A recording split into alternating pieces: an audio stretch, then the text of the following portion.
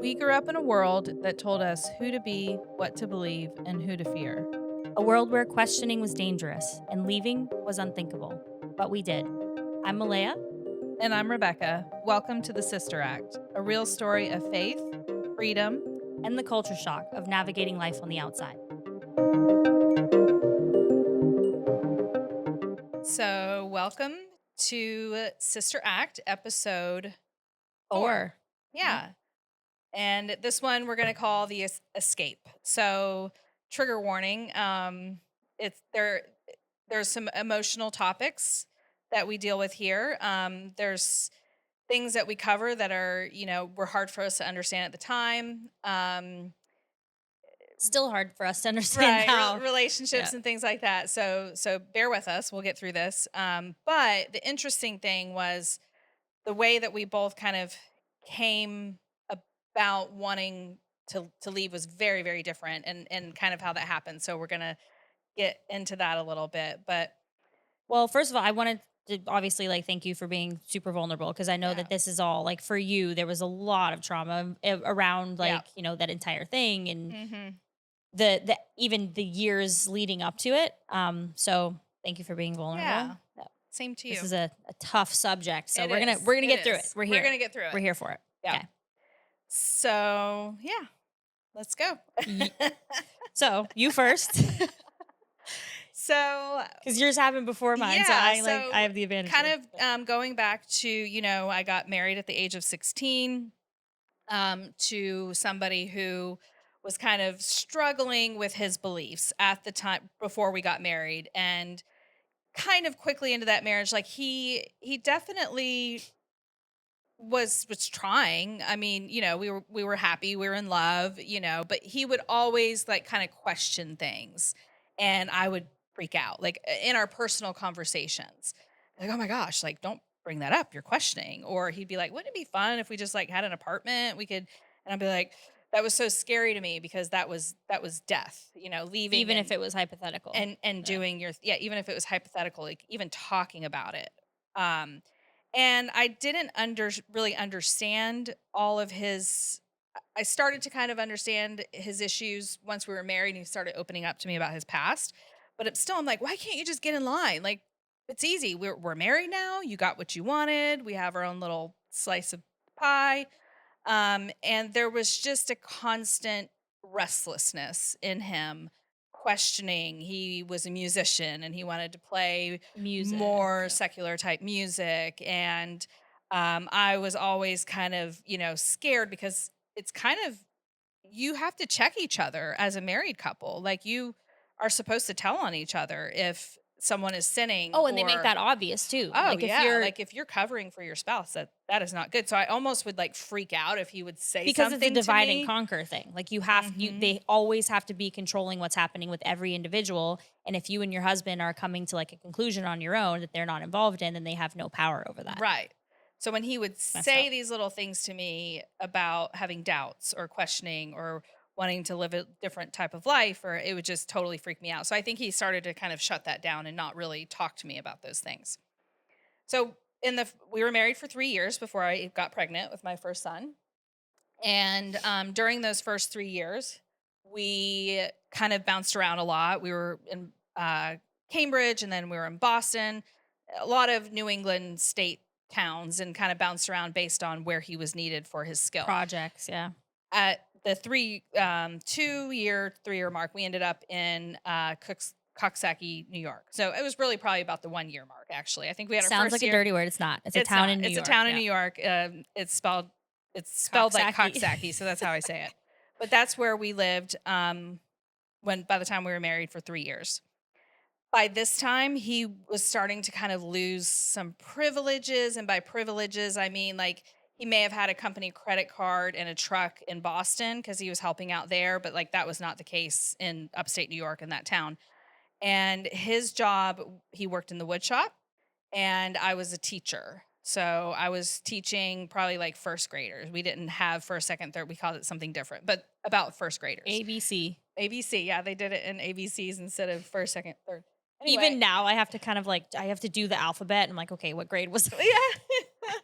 So that would have been about first grade. And they kind of combined. So maybe I was teaching first and second graders, and I had to like come up with my own stuff and like study plans. And I digress. But the way that this town community was set up, they had a big industrial building. There was a big wood shop on the first floor. And on the second floor was the print shop and offices. And then there was also my training room. So he would work downstairs during Yep. the day. I would train the kids The print upstairs. shop. Yeah, the Yeah. print shop. And then our houses were just like a couple of blocks away, different houses. There was In the town. in town. So like we were in a downtown area. They had a cafe there too, or a shop, a clothing shop, There one was something, yeah, there was some sort of or a because we coffee shop. sold the furniture that they were making. They had all those pine boards Oh yeah. from the Sears building Yeah, that we yeah. took down. Anyway, um, and this was a little bit of an interesting setup because sometimes you were on a piece of property where there was like more of farmland. Sometimes you were in a town. Sometimes you were, and this was a very small town where we kind of took over the town. And Everybody yeah, there knew who we and this was were. the year of 2020. I'm Uh-uh. sorry, 2000. 2000. Sorry, gotta go back. The turning of the century. So 2000, the year 2000, Y2K. Yep. Y2K. And so although we were happy, there was just a restlessness within him. And he started to, so I got pregnant, which was a huge thing. Because being married for 3 years, like the intention after getting married is to like repopulate. Like Yeah, that's why you get married, to have a family, yeah. kids. So for a newlywed couple, not getting pregnant within the first couple of months to a year of your marriage was like And we were it was a absolutely wanting to. subject. Like I Yeah. cried every time I got my period because it was almost a shame. Like Mhm. you're been married this long Why and am I like not getting pregnant and we would again? get questioned if we were using birth control. Pulling out. Yeah, and like no, and it turned out I and actually we'll get into this in kind of a health Mhm. topic episode. There I did end up having an acidity problem and things like Health that, issues. and as soon as I saw kind of a homeopathic doctor, he fixed it, and I got pregnant right away. So it was not sin in my life; it was my actual body. Within a month. Yeah, Yeah. within a month of seeing this homeopathic doctor and him saying, It's "Oh, you're amazing just how very acidic." medical attention. Yeah. It's not a thing. And yeah, so I'm pregnant now, and I'm thinking like this is the saving grace because he told me very shortly before this and his questionings and all this stuff, and I'm just freaking out. And he's like, if God gives me a son, then I have faith.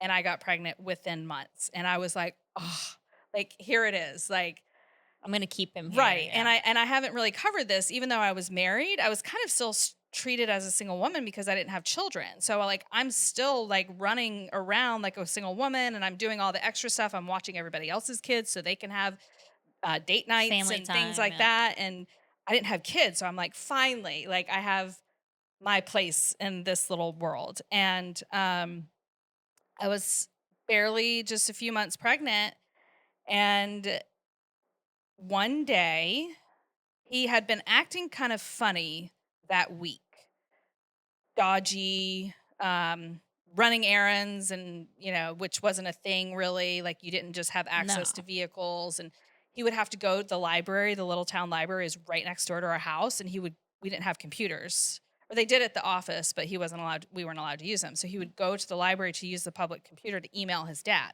And I was a teacher, so I would go to the library sometimes for Like material, research. Yeah. research, things like that, or do my study plans because it was quiet. And I walked in one afternoon, and I knew he was there emailing his dad, but I didn't think anything of it. Like, oh, go do my study plan and run into my husband at the library. And he did not. He shut that computer down. And I knew it was an email to his dad. So it wasn't like to a girl, but I'm like, it's just, you get that feeling like Yeah. something's off. Women's intuition. Right. So one day I am barely 4 months pregnant, and it's a day in January. I remember it very clearly being kind of unseasonably warm, like for January, Right. like In New York. right, like the Northern New sun York, was yeah. out, it wasn't dreary, it was probably, 38, 40 degrees instead of below 20 or zero. below zero, yeah. And I was so excited because when you're pregnant, there's very strict health things that come along with it that you're responsible for, and if you don't Yeah. maintain them, and if something goes wrong at birth, then you're blank, A that's your hundred fault. percent. And one of those things is a 30-minute brisk walk every single day to keep healthy and like keep your, pelvic floor You know strong what's and funny about that is like we never stopped moving. Like we were climbing oh stairs, we were yeah, I mean, we were cooking, we were super standing, we were active. walking. Like there was between houses and Yeah. all of that stuff. It's not like you weren't getting your steps in every day because like you couldn't Right. not get your steps in every day. Yeah. Yeah. And I actually, although it was hard when you had morning sickness and stuff, it was almost kind of because it was like your 30 minutes just that Like you I have to actually do had. this. Yeah. Yeah, I have to do this. And like we had to drink that red raspberry and nettles tea every day, like a huge quart of Gallon of it, water. a lot of like folic acid. Anyway, regardless, they're all healthy, wonderful things. So I'm teaching the kids that day in my training room. And Nathan, he's supposed to be working in the wood shop and he's kind of not around. Like we would go because we worked in the same building, like we would eat lunch together, or he would come to my classroom when it was lunchtime. And that day he was just kind of not around. And I was supposed to meet up with him for lunch, and then he wasn't there. And then I couldn't find him. And I was just like, oh, and someone was like, oh, I think you ran an errand. So I wrap up the day of teaching and I walk out and I'm going to go on my brisk walk and I walk out of the building and my in-laws are just standing like about to come into the building because this is also where the offices and the Right. meetings room were. They lived in another town. There was no reason for them to be there. If they were coming to I knew about it ahead of Right. time. I was Yeah. knew I was pregnant with their first grandchild. Like it was a huge deal. She was his stepmom Yeah. was so excited about this pregnancy. And so we would always have a heads up and she'd call me and be like, "Hey, we're coming in for a meeting. Like come and have a cup of tea with me at the, Cafe. Yeah. cafe, whatever." So to walk out and see them, I was like, "Oh my gosh, like I didn't know you guys were here."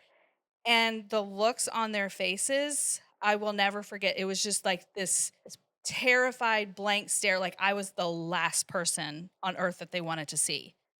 And I was like, have you seen Nathan? Like, I haven't seen him around today. And That is just so wild. crazy. And they could not get away from me fast enough. Like they literally could Which was not. really unusual. Yeah, like Yeah. and I'm just like, it's weird. So kind of brush it off, go for my brisk walk. And I remember feeling really kind of light and free that day just because of the weather. And I'm walking and I don't have morning sickness anymore. And I'm Yeah. starting to have my little bump. And I think I possibly had felt him maybe move earlier that week. Like, I don't know. I go home, still haven't heard from him, still don't know where he is, and kind of am weirded out by this encounter that I had with them. They said, "We're here for a meeting." And so I just kind of brushed it off like maybe something else serious is happening that they're here And they're for stressed and they're out. stressed Yeah. out. Still didn't occur to me.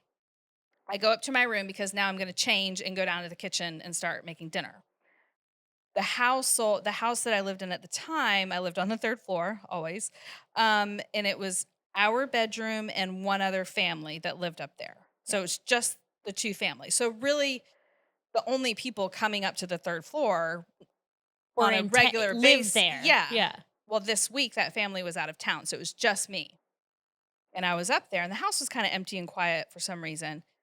I changed.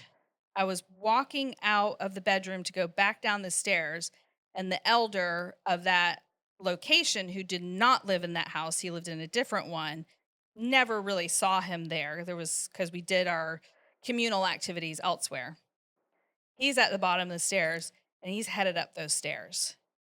And he Man. had that same look on his face, Like the like blank the stare. blank, Yeah. like something heavy is happening. And I immediately thought, he's dead. My husband is dead. Because that was the only explanation I could have for my in laws being there unannounced, their way that they were looking, and then him coming up these stairs to see me. There is no one else to see. Right. And It's like the light bulb. Like it kicked in. I'm Yeah. like, holy shit, this is about me and us, and something's happened. And all I can think of is severe accident or death. And I will never forget. I literally just at the top of the stairs just kind of melted and just kind of fell. And he's like, I need to talk to you. And he kind of helped me into the room. And I was like, he's dead. He's dead. He's dead. And he's like, no, no, no, he's not dead. He's not dead. Never forget. Um, I'm and sorry, I'm honey. and he's like trying to comfort me the best he can. And We have music. The angels just started singing. ex- um yeah, that helped get me past that. Mhm. And he said, listen,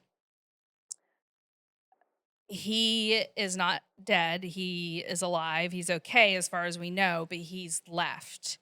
He's gone. He's gone. And I'm like, what do you mean he's gone? Like I in my mind, he would never do that without saying something to me. Like it was the type of thing we were talking about this, like that first love where like you're afraid to be away from them because Yeah. yeah. And I'm like, what do you mean? Like he wouldn't do that. And It was your first love, and it you were was teenagers when you yes. fell in love, and it was yeah, And he that's was really kind of obsessed with me, mhm. like, just always like doting on me. And I was just floored. And I'm like, what do you mean he's left? Like, where is he? Let me call him. Like, no. And he's like, well, it's worse. He said, he's been planning to leave, but with somebody else. And I'm like, I'm sorry, what? And he said yes. And then he gave the name of the person.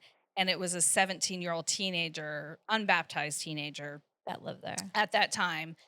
And I'm like, what? And he's like, and they've been having Like an an affair. affair or What they deem an affair. what they deem an Yeah. affair. They've been having a relationship. And he took off when they got exposed. So what had happened was he's at the wood shop that morning. This is, middle of the morning. I'm up in the schoolroom, training room. Yeah. He called her at the house. They were trying to finalize some plans. And I had found a bag packed under our dresser that morning. And I asked him what it was. And whatever he said, it made sense. I don't know what. And you like that's not even And a it was, thought. It doesn't even occur to no. you. I think he said something like, oh, my dad and I, something about going to Boss. I don't know. And I just believed it.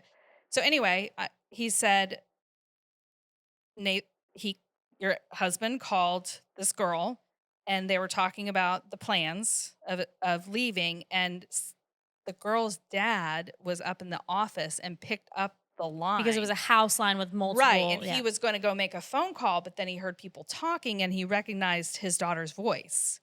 So he listened in. And as soon as he realized what was happening, they got to her. And then he realized they got to her. And so he just took off, hopped in a truck and took off. And they reported And the she truck. spilled, yeah? And she was in custody at that point. That's a word that they like to use. Like you were in Custody. custody all of a sudden. So she was like in custody, could not go anywhere, Grounded. grounded, like, and he was gone. And they put out a police Really? report Stolen for vehicle, a no stolen kidding. vehicle because he had taken a truck. And so I'm getting all this like download of information, and I've had no fucking clue that this has been going on. And it's still it's crazy because like in the mindset that you are in there and like what you're taught about marriages and like all of those things, it is the last thing on the planet that you would ever expect because it doesn't It happen. doesn't You're not happen. exposed to it like Mm-mm. affairs even happening at all, even though they did. You weren't told about it, so Right. it would just it wasn't even in your on your radar. And what was funny was this person, and I know she was 17. I was married at 16, so at the time it didn't seem like a bad thing, but she was a victim. I mean, she was underage. Yeah, He was a 23-year-old man. I mean, that was totally inappropriate to begin with. Um, and she was kind of close to me. Like she would hang out in our bedroom, and I did kind of notice a little bit of a like overfamiliar, flirtation. yeah, a Yeah, little bit. Like one time, I forgot about it. Wow, that's totally repressed.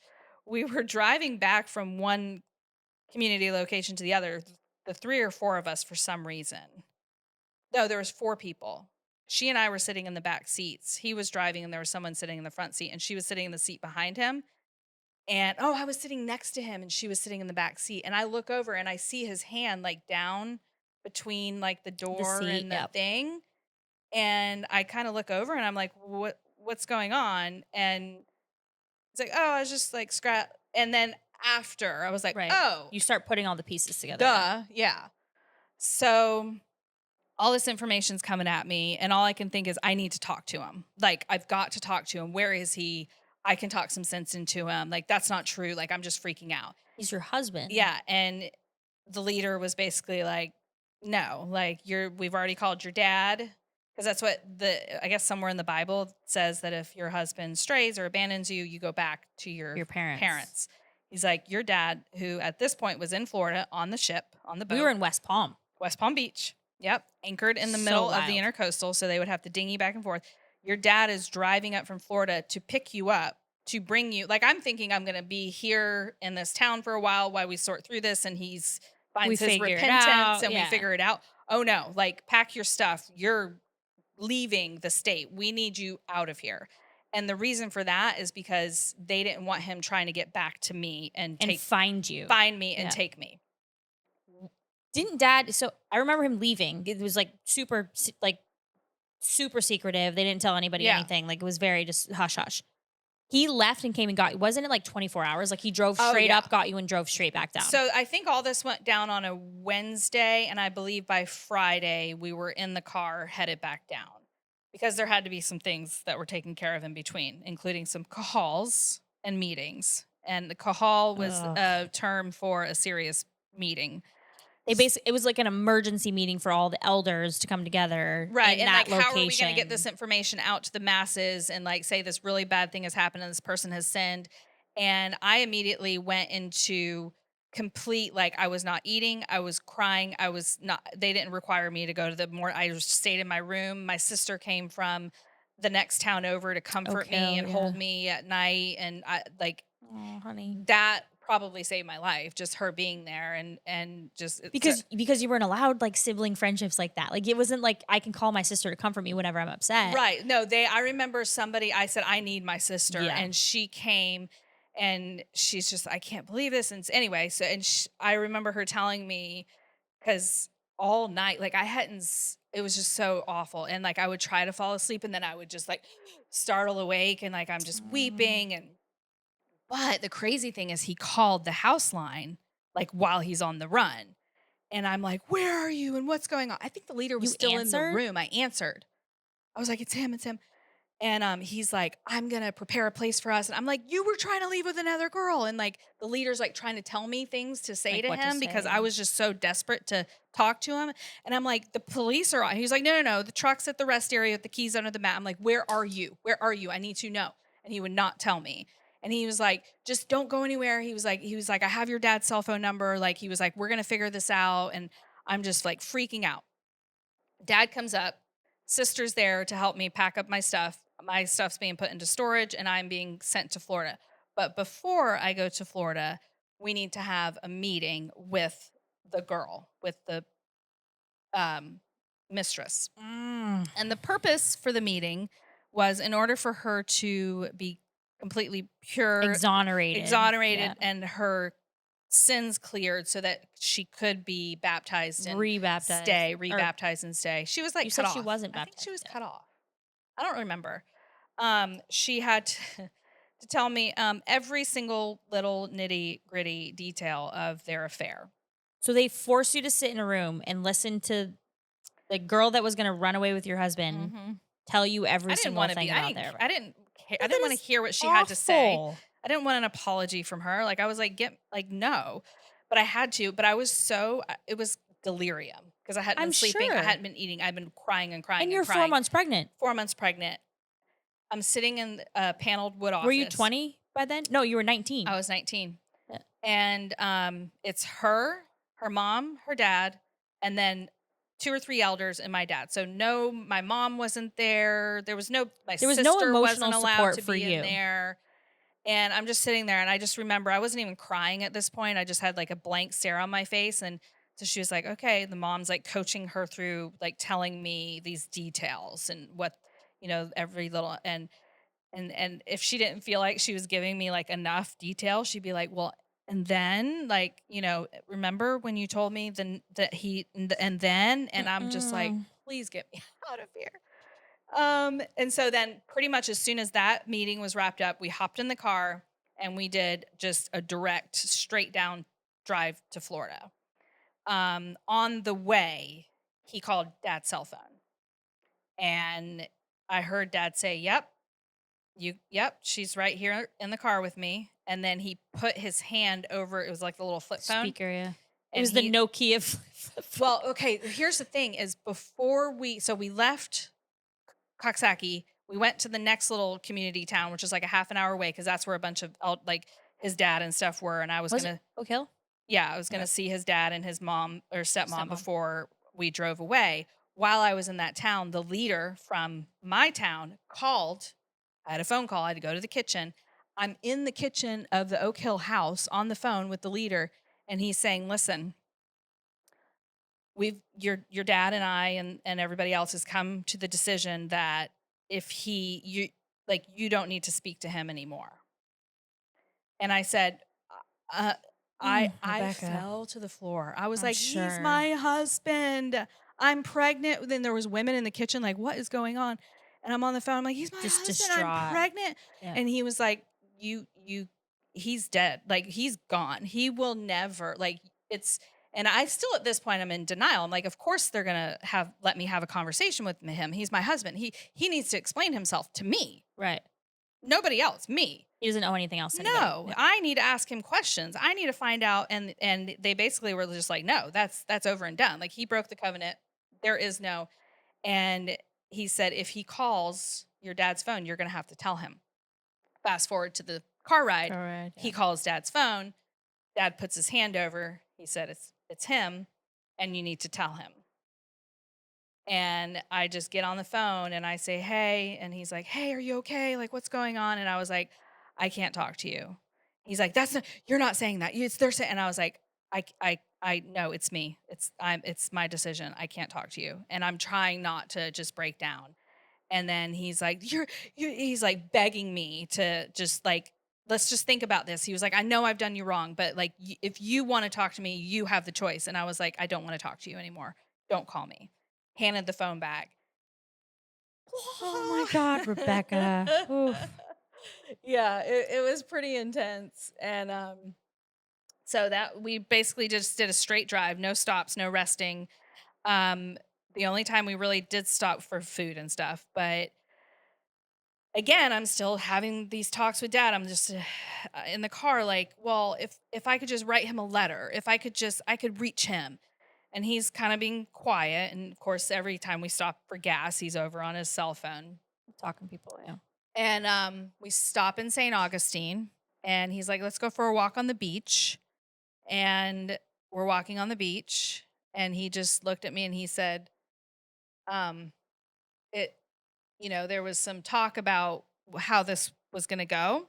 He's like, "But it's been decided now that there's absolutely no redemption for this person, and he will never be allowed to return." And again, fall to my knees, sobbing. I mean, I'm it's almost like an out of body Of experience. Like this course. is not happening right now. This is not happening. This is not happening. And after and that I actually felt for the first time the true like I knew these were kicks on Yeah. that car ride down of my Really. baby, of my son. Oh, And I'm thinking it's like like so heartbreaking. I the father like it's just gone. Like I understand he did something bad. I was mad about that. Yes, of course. I wasn't like being stupid or ignorant, but I had no time to process it or decide like how I wanted to handle it or I couldn't even be But angry with on top him. of like being so emotional about all this stuff like happening to you and like the whole like you're being told about this like affair and it's like and it's also public knowledge by the way like Oh yeah, I you're mean, hauled into meetings with people that should not know about this right. stuff And then they're writing sermons about it and spreading them around and this and person talking about sinned it. and And it, then on top of that, you're then told that your husband is completely dead to you and you have no choice in the matter and whatsoever. And I'm you're 4 months pregnant pregnant with with his this child. child and I yeah. And so we showed up Friday night. Was it Friday night? I think we left Thursday and we got there Friday night. he drove straight up there and straight, like, straight up and very straight back. fast. So we get there Friday night, and then I have to walk into, I'd be like, "Hey, welcome." Da, da, da. And so my family, to back up a little bit, Yeah. was living on the wooden ship. Different boat than we talked about in episode 1. Yes. Yeah. And it was a big one they were restoring and everything. And it was anchored in the intercoastal water, so waterway between West Palm and Palm Palm Beach. So the Beach, yeah. only way to get to and from was a dinghy, Yeah. which I didn't know how to drive. And, you had to get one of the single Dan men came out and got you. to, Yeah. kind of bring you over. So I get brought from the car to the boat and walk in, and everybody's excited to see me, but they just kind of have that like sad look on their face. Well, we And were it's told that, like, your sister's coming, but she's not coming with her husband, and then there was no explanation. And we were all like, "What?" So, of really, course, like, us as kids, we were like, "Oh my god, my sister's coming." And my mom's like, "No, like, she ugh, tried yeah, to preface it in the best way possible, but we were just so right. confused." And then when you pulled up and were just, like, pale as a ghost, Puffy gaunt, eyes. puffy eyes, thin as a I think I rail, was like 109 you were pounds. so thin and 4 months pregnant, and we were just like, I thought something had happened to you. Like, I thought you were dying of, like, Oh, cancer, like, like something. sick or Yeah, something. I thought Okay. that there was something mortal happening with you. Yeah. So, and to explain the boat a little bit, it was massive. I mean, It it was was like how many square feet? Like it was 130 foot overall. We right, had, and like, there was like cabins and yeah, 5 or 6 regular cabins and a huge master cabin. Like 20 people probably lived on it at something like this that, time. yeah. So I was now in another satellite location, I guess, which was kind of It was helpful, better for better. you. But the problem then became I felt very trapped. I was not allowed to answer the phone. I was not allowed to go for walks by myself. My brisk walks, someone always had to be with me, and I had to be dinghied over because they were afraid of him getting to me. And I was pregnant now with, His child. but also They were afraid of him finding out where you were. where I was, and now this child had a purpose, and as I had a purpose, and they weren't going to let him come and take that away. And there was just those. Okay, so that was from 4 months until about 7 months is when we moved the boat up to Georgia. For those 3 months, it was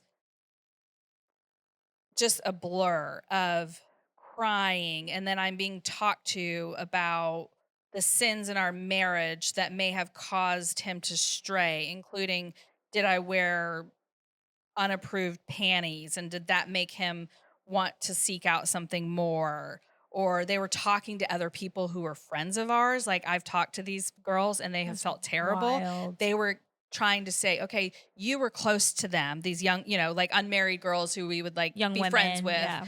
And was there something off? And they would like try to rack and make not make stuff up, be like, well, I mean, I know that I Well, I know that firsthand. When you sit there and are questioned repeatedly, you start yeah. coming up with stuff because, like, Yeah. So then it's it's brought to terrifying. me, and I'm sitting there like hardly alive. I think I had my hemoglobin was like 7. Like I Tanking. was Yeah. so unhealthy, um and I would be sitting in the being questioned like, did you prance around in your underwear and bra, like that's worldly, and maybe that's why he sinned. And I don't know, like he was my husband. I thought we were allowed to. In front of your own husband. Yes, like Yep. in our bedroom, and I try racking my brain, and I'll never forget like just standing on the edge of like the railing, looking to the walkway on the Palm Beach side, just seeing because I had really good eyesight then. If any of those people walking on the path or Were just standing him. there were him, because people would stand because there's this big ship parked, and there's other yachts floating around. So people So would, for context, it looked like a pirate ship. yeah, Like, it was a big wooden boat. It was beautiful, but it wasn't rigged yet. Like, we were still in the process. So it was a very big, like, if you're standing there looking out, it was very obvious. So there was a lot of people that would stand there and look at it. yeah. But So, or park benches on the walkway. I'd be like, is that him sitting there? Like, has he found me? I didn't know if he was in another country. I had no freaking clue. The only kind of connection that I had was my in laws. So they would call me usually about once a week, and it was more lighthearted, like, oh, how's the pregnancy? And they would tell me, like, his stepmom, she probably wasn't supposed to, but she would tell me if they had talked to him. She couldn't tell me much, but she'd be like, I talked to him. Like, he really is just worried about you. Like, he really misses you. Like, the most that he just keeps asking, like, if you're okay. And he was sending dad's email Emails, yeah. emails to me that were being deleted. I had no idea.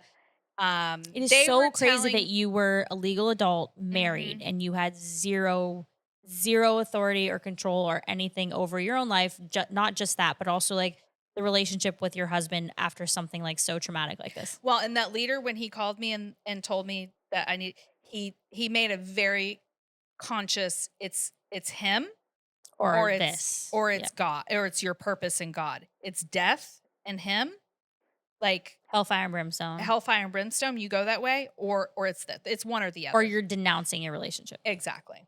And so, in order for that, he said, if you even want, I said, even just to have a Oof. conversation. I said, even if I were, and he said, you cannot contact him. And it was just such a helpless feeling. So, See, this is the kind of stuff that just makes me wanna, like, oh, mhm, like, how dare you? yeah. How dare you? Yep. And see, this is where it's a little bit sensitive because I was back under the authority of Your our father. parents. Yeah. My mom really didn't have any say in any of this. I remember because when the in Poor laws mom. all of a Yeah. sudden stopped calling, and that was like my one lifeline to that family. That was my Right. family for 3 years. I'd married into. And I would make comments like, "Oh, they haven't called," and "Oh," and someone would say, "Oh, maybe they're busy." And then finally, I'm like, "Mom, like, why haven't like I just want to talk to them. Like, now the baby's moving a lot, and I wanted to tell them." And so she was like, "I don't know, like, I don't know why." And so then she told Dad, like, now she's really asking. So Dad brought me on a walk and then went to the dinghy, went to the path. And he's like, "So, Mom mentioned that you're wondering why your in laws aren't calling." He was like, I've told them to not call you. And I was like, "What?" Why? And he was like, he gave me the glass half full, glass half empty thing. And he was like, "I feel like every time you talk to them, you maintain some sort of hope. And, I can see it lightens you up a little bit." And I'm like, "It's the only thing keeping me going right now." And he's like, "I've asked." And it was just one blow after the next. And this is where it's like with my dad, Our he, parents had zero authority so whatsoever. They really didn't. the elders had a lot to say in what was going on with me, but they would always refer it that my dad had the final call. They were making suggestions and but they probably said, if you think there's redemption for him, then maybe. And dad was like, no, he's totally screwed me over at this point. I think he was really angry because I don't think he was completely comfortable with the fact that I was getting married so young to somebody who Right. had issues with wanting to stray already. And then here it And he was was. told to trust, and this was God's plan, And this and was yeah. God's plan, and like let me get married young. And then all of a sudden he felt really responsible. And so he went into super protective lockdown mode and thought, honestly, I He really was think doing the that best thing. he was doing the best thing. But my emotions, in any aspect or capacity with elders and meetings, and even the wives of the elders who I would try to get some sort of compassion from, was just not there. Like, it didn't matter that I was hurting so much No, it's like at all. he sinned. It's not Right. he's no longer part of, like, the body of Christ because it's holy and everything else. Yeah, So you move should on. just recognize Move that. on. Yeah. Yeah, move on. And so then I start, kind of coming around probably like month 7 of my pregnancy, and I'm just accepting this. And this is when we move the boat up to Georgia. So we're moving the boat up to Georgia. We're going to be docking in Georgia instead of anchored. So that's exciting because we can get like on and off and like walk around. And we're back in a satellite like location again. And I was due on July 3rd, and we moved the boat up there like the 3rd week of May. So there was several, a month and a half or whatever before I was to give birth. The plan was, because we always had home births, we bought a big house, a remodel, a total gut and remodel I think we house. bought it for like 30 grand or something, like, because it was Yes. the front porch. It was condemned, like the front porch was falling in. So we were like completely rebuilding the entire Rebuilding thing. it. Yeah. And they could do that in Oh record yeah. time usually. They had the skills and all of that. It was obviously very, there's a lot of businesses that anyway. So the plan was they knew they couldn't remodel the entire house by the time for me to give birth, but there was that one like first floor apartment because In that the big house was back. broken Yeah, up yeah, into yeah. Yep. apartments. And so they're like, we'll do this one section. We can wall it off because it was full of stray cats and full of fleas. And Termites, there like was like wood and boards and cockroaches. Yeah. cockroaches and nails everywhere. And so they were just going to close off that one and put air conditioning in it, redo, had a little kitchenette, had a bathroom, bedroom. Perfect. I would have my baby there. Mom could stay there with me. Everybody else would stay on the boat. Well, plans changed when my water broke 3 weeks early. Yeah. Yeah. Very suddenly. And what's crazy is the leader and his wife were there that day. They had been traveling through. The day that your water broke? Yes, but they left a couple of hours before. So they would always Okay. come around and check on me. Like when we were in Florida. For sure, but I also feel like they were checking on dad in the boat because we were a little rogue. Right. Like But we had more freedom because we were traveling and like yeah, yeah. but there was that connection with them And Nathan. and him. And so I feel like there was an element of, and so they would swing by and have conversation. The leader's wife would pull me aside and be like, "How are things?" And I'd try to kind of, there was no compassion there, No. let's be honest.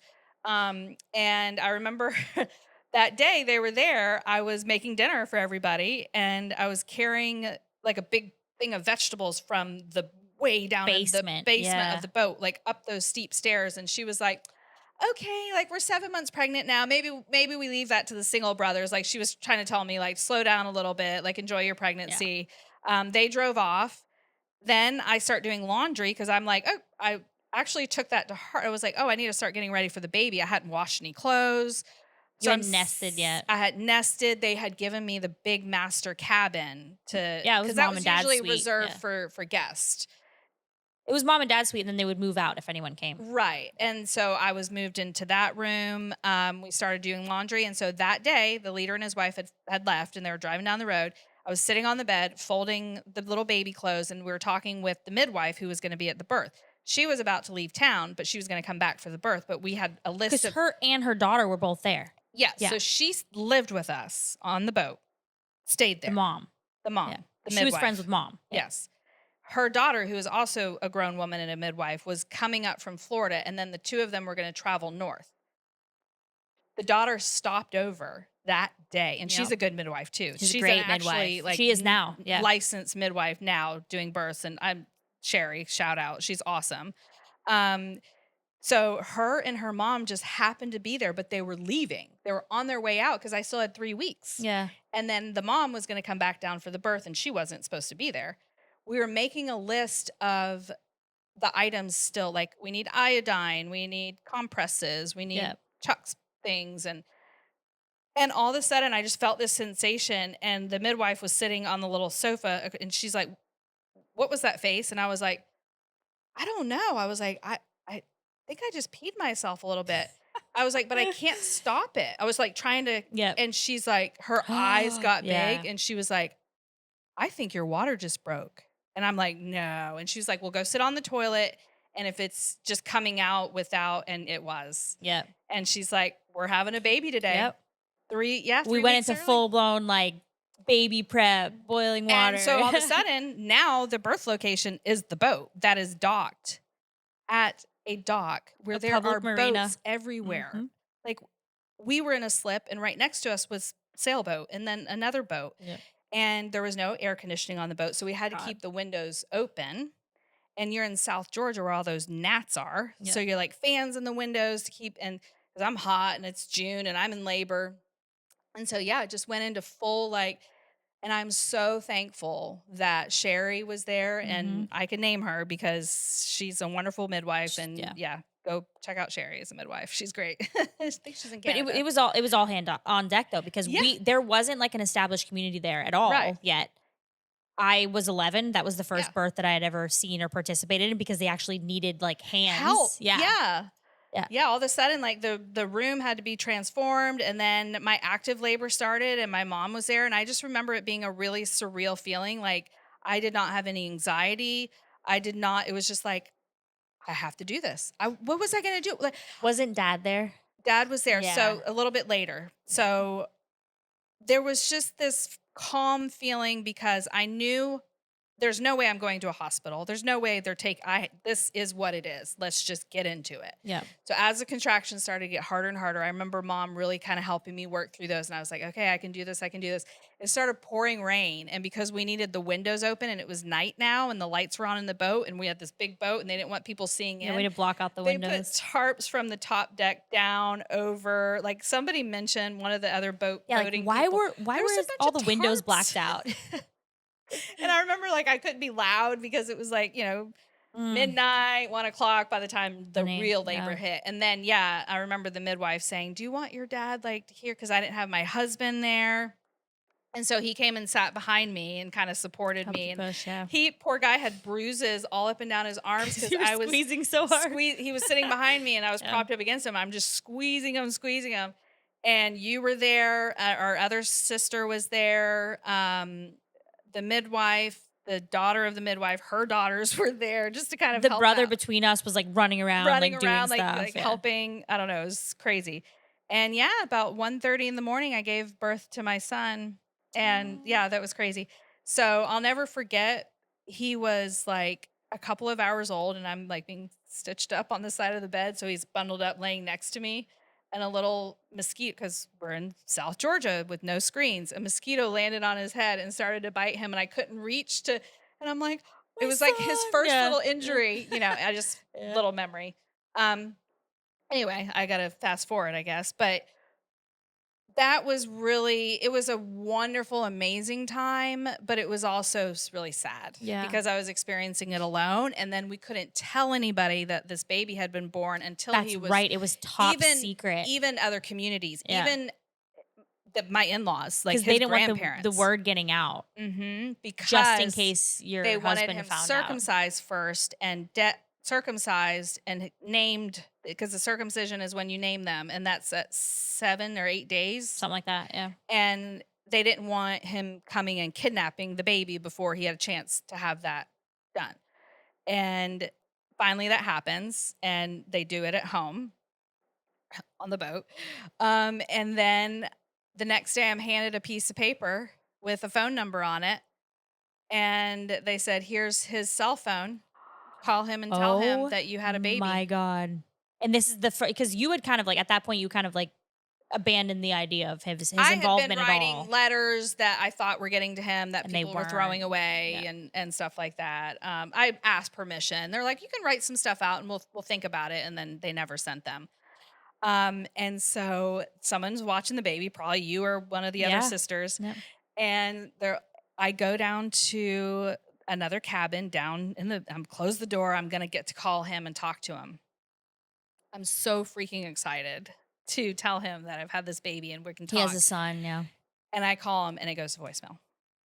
And I'm calling and it's going to voicemail. It's going to voicemail. And I'm leaving voicemails like, this is your wife. Like, please call me back. Like, it's very important. I need to talk to you. Going to voicemail, going to voicemail. He was at a Dave Matthews concert and his ringer was off. Sorry. It's not So funny. after like 45 minutes, someone comes to check on me and they're like, and I'm like, he's not picking up. And I just wanted to keep trying and trying because I thought this was my only chance. And they're like, no, you can talk to him tomorrow. He tells me later he gets out of the concert to 36 missed, Voicemails, phone calls and voicemails, and it's my voice for the first time, and that was a whole emotional thing. And of course, he's trying to call back, but by then the phone had been taken away from me. So when I finally did get to talk to him, it was just like, oh my God, like what's going on? How is the pregnancy? Are you okay? Like, and I was like, well, I'm not pregnant anymore. And I think he thought I'd lost the baby. Died, yeah. And he was like, what? And I was like, no, I had the baby. We have a son. Oh my God. Yeah. So, and then from there, it was really just trying to buckle down. Like now I'm a single mom. I just have to get through this. Dad would have conversations with me, and just say, he's talking to the brothers about stuff, but there doesn't really seem to be the right kind of humility and it was kind of hopeless. And then when Ben was about 3 months I don't like old, seeing you cry. It I makes me cry. know. When Ben was about 3 months old, leader and his wife come back through. And of course she wants to stop in and check on me. And this is one of those aha The moments. The pivotal moments. I think it really was. Mhm. It prepped me to be ready for when to leave. Um, I was sitting there holding my 3-month-old baby, and she's like, "So how are things going?" And I just started crying. Just crying, crying, crying. And I could hardly like get the words out. And she's like, "What's wrong? Like it's not a big deal." And I was like, I don't know how I'm gonna do this. Like, I miss him. I know that he sinned. Like, I need a I want the chance. father of my child. Yeah. Yeah. And I want the father, I want him to know his dad, and he needs his dad, and I need him. And she just kind of had this. And you were expecting some like emotional I vulnerability with was her and like expecting sympathy or a empathy, like little anything. bit. Yeah. I was trying to get it from anybody. Like all of the elders who were involved in this situation and decision makings, whether they were Very in callous. Cambridge Yeah. or Boston, and they were all calling, and I would reach out to their wives just for, and it was just met with very, Cold yes, facts. cold facts. Um and so I'm hoping that she'll say, like, I understand. And I will never forget the look on her face. It was a little bit of a smirk. She tilted her head, and people who know her will know this look. And Yeah. she said, she's like, "Don't worry, we'll find you a God-fearing husband and a father for your child." And then turned around and walked away. And that to me was like, it They don't care. they don't They don't care. care about me. They don't care about my There is child. a purpose in And mind, that is it. and I am collateral emotional damage to that You're purpose. we are pawns in like a They wanted yeah, to use him as an of example, course. and I was collateral damage in that. That's what it felt like to me. And I felt like I couldn't talk to anybody because I just kept getting shut down. Like, how could you love someone who's such a awful person? And so it became, I started, and then now I had a child. And The when protective the mom mode kicked protective in. mom Yeah. mode, and I remember there had been a, um, unfortunately, a baby who had passed away from like pneumonia or something in the recent year or two. And it's something Overseas. that Yeah. if they had been taken to the hospital, but it was the parents' decision to not take him to the She was hospital. a toddler. Yeah. Yeah, a toddler. And I remember now that I had a kid, that feeling of like, oh my gosh, like if he gets sick, and Yeah. I I have no I have power. no power. And they would say, like, well, you do, like, it's up to the person. But it really wasn't, No. because if you did, then there was a sin in your life that you didn't trust God to heal your kid. So Repercussions. now Yeah. you're going to the doctor. And so I just started having all these, like, I don't have a husband to protect me. And I'm now have to protect this child. And I can't, because I have to do what I'm You're at the told to mercy of do. everybody You're else. at the Yeah. mercy. So that was also kind of one of those aha moments. All of a sudden, out of the blue, within a few weeks or months of that, there was talk of redemption for him. And I remember the moment Dad pulled me into the room, and he's like, "So, he's starting to show a lot of humility, if there's a chance." And he really was trying to pick at my brain, like, "Are you going to be able to forgive him?" I'm like, "I don't know. I haven't had a conversation with him. I haven't had the chance to, like, all of this has been taken away from me." And he was like, "Well, so what we're going to do is I'm they're leaving it up to me to judge his repentance and if he's allowed to come back. But you can't be here for that process." So they flew me to California Yep. You're shipped to out to go live with California. my oldest sister out there for a few months, and then he came to live with my Because family. your son was only a couple months old when that happened, like 2 or 3 months old, right? Because Mhm. then you went out to California for a couple months, and then Mhm. didn't his dad I meet him think I when was he was only out 6? there for like 3 or 4 Right, weeks. but he met him when he was 6 months old. I remember that. Yeah, I he was remember sitting Ben being up. 6 months. Yeah. Yeah, he was 6 months old. So I was out in California for, a few weeks, and then I guess he very quickly was able to scam No, everybody. so he lived with us. I remember this very clearly. He Yeah. came in. He had a really bad smoking habit. Like there was habits that needed to like be broken, He and had that been was baptized, though. Yes, no. in Chattanooga, they had baptized They had him. baptized him before he came to live with us Yes. because he was still trying to like. And this Sneak is but that's the thing, is that the adults didn't know that. Yeah, they did, 'cause he was allowed to have, like, One cigarette? gum and candy and, Oh, like, okay. things that, like, he was breaking an addiction habit, like, it was, like, one of those things, and I remember, like, for the first time, me seeing someone with a habit, like, you didn't see that, No, yeah. and he was, like, an outsider coming back and was, like it was, like, cool to us, 'cause, like, he had, like, Yeah. all these bad habits, but that was I remember he lived with us for probably a couple months, 'cause he was working And with dad and I think honestly a big part of dad kind of softening was me, just of seeing how course. sad and desperate I How could was. you not? Yeah, and so much time had gone by the time like they're judging his repentance. I'm like, I don't care. Let's just like let's get this over with and like move on with our lives. Get back together. So I'll never they started letting us have phone calls from Yep. California to Brunswick and then one day dad called me. He was like, "How about hop on a flight this weekend?" And I'm like, "Yeah, tell me when and where." And After then a year and a half, almost. yeah, well, it was about a year Year. total. Yeah. And so I flew back from California. He picked me up at the airport, and that is the first time he saw his son. And we went straight to like a second little We honeymoon. had you guys haven't yeah, Yeah, a we little set up, like, a honeymoon. cabin for you guys and, like, And it was back to normal.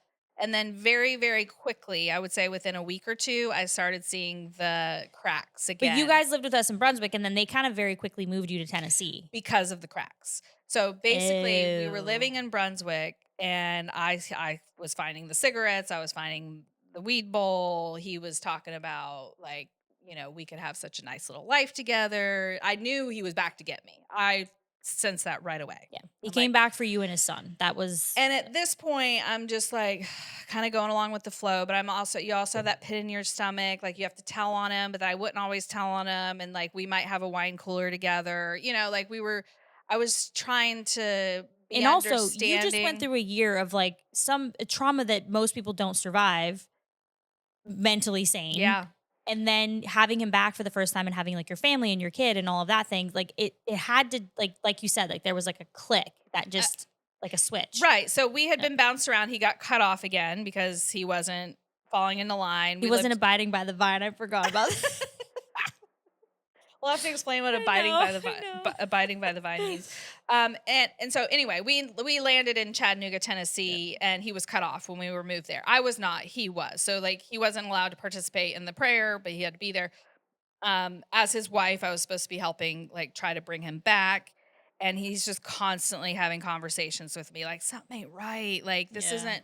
And then again, I was the mom who I'm cooking dinner and my kid's in the high chair playing with a teaspoon and a measuring cup because he's 18 months old. And the sister's coming to correct me that he should be helping and not playing. And I was like, well, I'm chopping carrots with a knife.